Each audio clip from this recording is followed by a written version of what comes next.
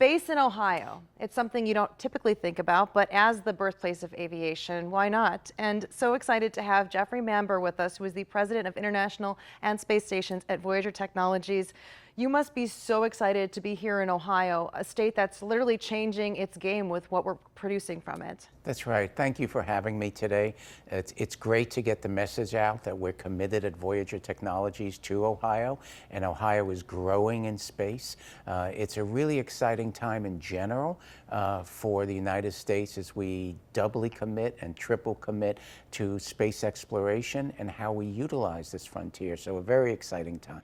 And Voyager has been around since 2019. You guys have done so many great things. You're now in the New York Stock Exchange. For people that may not be familiar with Voyager Technologies, do you want to elaborate a little bit about the different branches and then specifically on space? Sure. We're in a new era now in space exploration and our space program. Everybody knows Elon Musk. Everybody knows Jeff Bezos. But now there's an entire ecosystem of hundreds of companies that are so cost efficient, doing amazing things in space. Voyager, as you said, is fairly new. We've been growing really rapidly in areas from satellites to propulsion to commercial space stations. We're building our own commercial space station to replace the International Space Station. So it's really a wonderful time, both on the national level and now on the state level as well. So you mentioned the International Space Station, and I don't think a lot of people realize that what has been home for decades to research and astronauts, at the end of this decade, it's going to be decommissioned. And it's been permanently crewed. There's been humans on board the ISS for the entire time of the century. Hard to believe, but now it's aging, and we're seeing more and more mechanical problems, especially on the Russian side. And so the United States has determined that we'll deorbit the station by 2030, and there'll be two replacements, two commercially owned and operated space stations, and our space station, Starlab, will be one of them. Let's talk a little bit about Starlab for people who may not be familiar with what's been going on so far and where you are going with Starlab within even the next couple of years. It's a great story. So the International Space Station has different governments as its partners. We've replaced that at Starlab on a commercial level. So we have the aerospace manufacturer Airbus of Europe. They're a partner. Mitsubishi Corporation of Japan is a partner. MDA, a company in Canada, is a partner. And we have Palantir as a partner. And of course, ourselves for the United States, along with Palantir. And what we're looking at is a commercially efficient, brand new, using modern technology to realize extraordinary advances in materials and biopharma. We can talk more about this, and manufacturing, and really changing the way we live here on Earth. And you know, some people might argue, well, it's a space station, it's in space. How is that going to benefit us here on Earth? Right. Well, as always with research and manufacturing, when you change the environment or you change variables, you get different results. So we've learned that in the absence of gravity, you can do really cool things with the materials, fiber optics, with eye parts. There's really interesting things you can do in space. We're looking at advanced semiconductor research to make even more advanced and thinner semiconductors. And the most exciting thing that should excite your viewers is most of this is being paid for by the private sector. So Voyager and our partners are putting up by far the majority, the overwhelming majority of the cost of the space station will be borne by us and our partners. So this is just like SpaceX. SpaceX funded its own research and it manufactures its own launch vehicles. And you hear about Jeff Bezos, and he's funding and doing his own launch vehicles. And today now, we're looking at the private sector funding and operating its own space stations, where NASA and the other governments, they'll be customers, and what they pay for is the use of the space station. And that's the way it should be in a commercial market. And you just got a huge contract within the last few years from NASA specifically to work on Starlab. Yeah, we call it a grant, okay, and it's wonderful. It's a large amount of money, but that's for development to kick us off. And then after that, we don't get any further money. And we really appreciate that funding from NASA, but it's a very small percentage of what we need. And right now, we're raising money from investors who believe in what we're doing, who believe in this administration's space policy, and we will be fully funded by the private sector. And NASA and the European Space Agency and scientists from private companies will be customers and pay to use the space station. So why a space station? You just said you have SpaceX, you have Blue Origin, there's so much about rockets and launches and all the excitement. Why did you guys move forward with the space station? There's a couple of reasons. It's a great question. First off, space stations are different than a launch vehicle. They're really extensions of sovereignty of a nation. It's really, part of who we are as a society and a country. The Chinese have an extraordinarily good space station called Tiangong. It has modern hardware, great research. They've just announced a result. They've created a new alloy type of metal that they're going to use in their hypersonic missiles. So right there we see the value of investing as a nation in space. We see the Chinese are doing it, and we can't give up leadership in space to China. It would be really bad for us. And again, this is privately funded mostly, the Starlab. And so we can't give up this leadership to China. So one reason is national sovereignty, with a twist that it's privately funded. But the other is the advances that we see. And so you don't get those advances by being in space for a week or 2 weeks. You have to be in space 24/7. You don't have a research lab in Columbus, Ohio that's you're only doing research for a week. No, sometimes the research takes 6 months or it takes 3 months. So that's why you need space stations, and it prepares the way for us to return to the moon.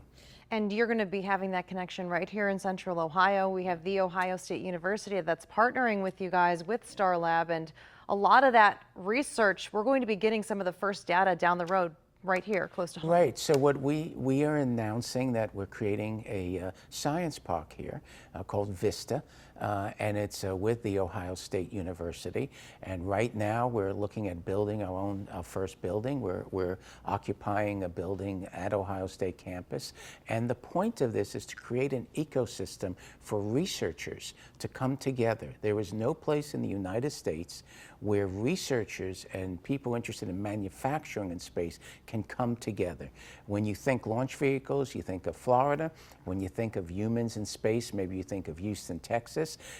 What Ohio's going to offer in the future is, if you want to create a company that's doing cool space agriculture or biopharma or semiconductors, you'll come to Columbus, Ohio, and to the Vista Science Park. And I mean, you already have Wright-Patterson Air Force Base in Ohio. You have the NASA Glenn and Armstrong facilities in Ohio. What else was it about Central Ohio specifically that you chose the Ohio State University to say, we want to work with this campus and our future generations here? When we came out to visit the first time, I came with Dylan Taylor, the chairman of Voyager. We were thinking about Ohio. We were looking at other states.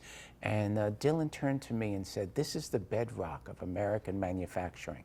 We respect that the quality of manufacturing, the quality of companies in Ohio, it's the sort of companies we want to associate with for the next 20, 30, 40, 50 years. And this is unusual for a company like Voyager. This science park, we're looking into the future. And for that, we can think of no better place than Ohio. And Ohio has always been a center for manufacturing, and we believe it will be for decades to come. So that was the reputation of Ohio, the quality of the engineering students coming out of Ohio State University, the companies that are coming here. That's something that we'll be very pleased to be part of. And I think it also helps drive the businesses here in the Midwest, especially like you mentioned, we have Texas and everything that's been going in with the NASA Johnson. You have Cape Canaveral in Florida. You have so many things happening in California along the Coast Vandenberg Space Force Base. So it seems like you're picking a new state, but somewhere that's also affordable and also that's going to allow for more expansion in certain parts. Right, and those states that you mentioned, their focus, which is great, and we work with all of them, their focus is mostly hardware. Launch vehicles, okay, and components. Here we're talking about application, getting value out of this frontier of space. That's where we see Ohio becoming the leader. And how do we utilize space? How do we, for new drugs, new crops, new materials, manufacturing in space? And so that there was a void there. There was a void where people could get, companies could come together to how do we utilize this frontier.